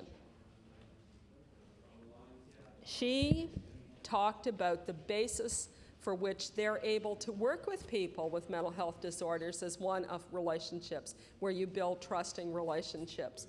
And she was raising some questions about how this legislation will alter the trusting relationships and the voluntary nature of the services and the programs that they provide. And I thought that was really an interesting perspective, and one that really hadn't occurred to me, but I could see exactly what she was talking about, having visited the Truro CMHA on 2 occasions. The people who attend their programs are people who go there because they want to be there, and what they find there is friendship, and what they find there is support, and what they find there are information and services and advocacy if they need it. And they also find people who don't judge them. In fact, one of the meetings I had at that Truro CMHA, many of the persons who have mental health disabilities explained that what they really liked about that particular place was that everybody shared a common understanding of what it was to have a mental health disorder. They never felt different. They didn't feel like outsiders. They didn't feel odd. They didn't feel judged. And these kinds of things are very important for people who are trying to live and manage their mental health disorder. Will this legislation change that for these organizations? I have to say it was very concerning to have people who spoke in favor of this legislation, when they were asked, well, what are the services that can support community treatment orders? What are the services that can support the certificates of leave into the community for involuntary patients? They pointed to organizations like CMHA. And CMHA they don't operate on that basis. They don't operate on the basis of people having to come to their services, having to take attendance, having to report back that this is what is occurring. And so you can see that this legislation is going to alter the situation for some of those organizations if the assumption is that these are what the services are that will be mandated and required. Of course, the other problem is these services are totally underfunded and inadequate. They have no ability to provide the kind of supports, 24-hour care, to people living with chronic and acute mental health disorders, and in fact who are still involuntary patients, put out into the community. And that's essentially what this bill will do. There are sections of this legislation that have been purposely designed to take involuntary patients and have them move back into the community. The supports aren't there. The minister won't talk about these supports, and I fear that without those supports in place, the expectations that families have for the treatment and the mental health prospects for their family members will not be realized. Madam Chair, with that, those remarks, I will take my seat, and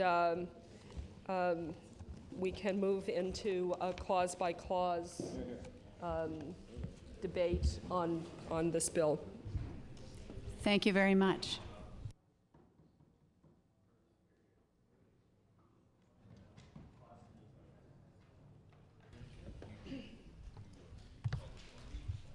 Okay. Yeah. Okay. Okay. 1 and 2.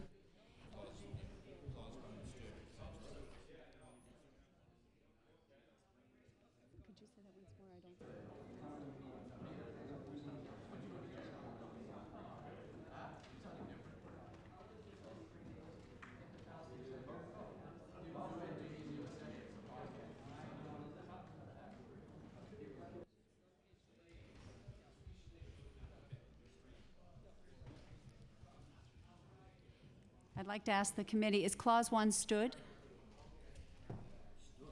That's what I'm instructed. Or carried? Title, okay, the title stood. Yes?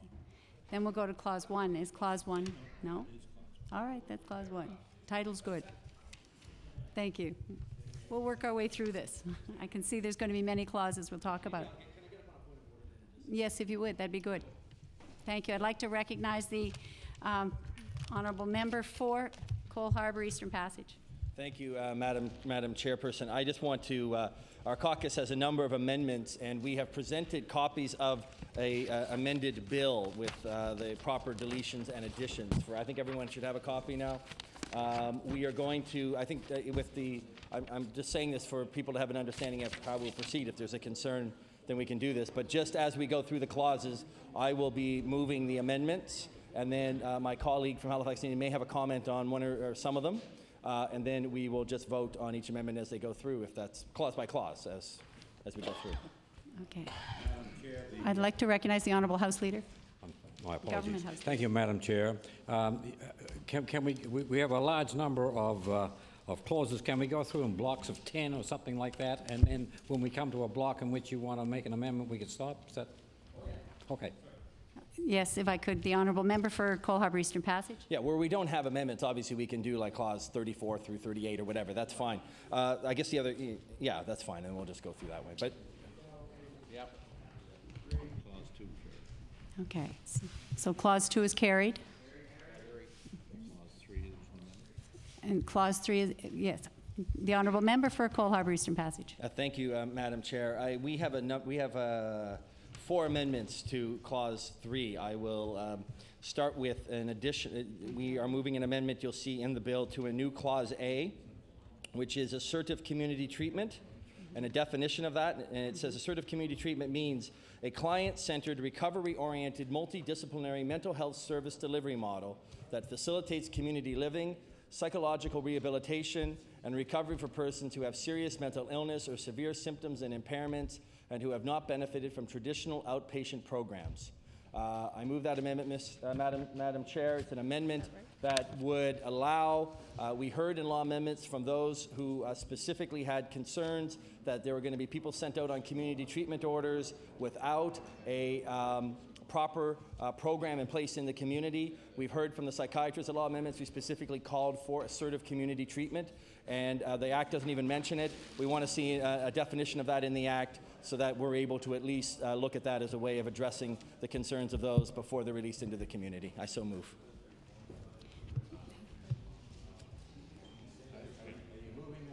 Yeah.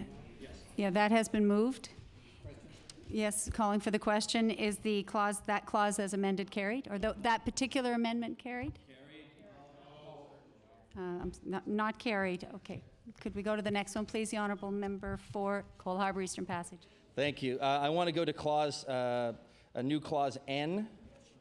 I guess it would, if you look on page 2 of the document that we passed around, and that is a definition of independent mental health patients' rights service. It means a service or organization designated by the regulations as the independent mental health patients' rights service. And this again is something that came up that we really do not have an independent service in this act to help those with mental illness deal with their issues that come up with regard to this act. They could be involuntarily admitted, they could be put on community treatment orders forcing them to do certain things, and yet they may not have the access to a service that's independent, and that's important, independent, so that they're able to ensure that they're going to get an unbiased opinion as to whether the rights under this act are being properly applied. And I so move, Madam Speaker. Madam Chair. Yeah. Sorry. Is the amendment carried? No. Okay, not carried. If we could, the honourable member for Cole Harbour Eastern Passage, or, I'm sorry, the honourable member for Needham. Thank you very much. I would like to, on page 3, section Y, the definition restrain, move this amendment. Restrain means to place under control when necessary to prevent serious bodily harm to the patient or to another person by the minimal use of such force, mechanical means, or chemicals as is reasonable, having regard to physical and mental condition of the patient. I so move, and I would like to speak to the motion. Yes, I believe you can speak to the motion. Is that right? Thank you very much, Madam Yes, Chair. I think this is really important to have in this legislation as a definition. And I would draw the attention of the House to the section that we're going to move into under voluntary admission.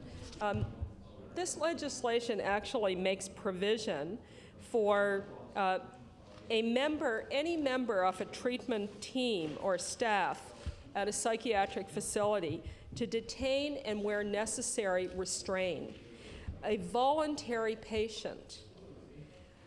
Now, this is, in many respects, a kind of extraordinary power to restrain someone in a psychiatric facility who is a voluntary patient.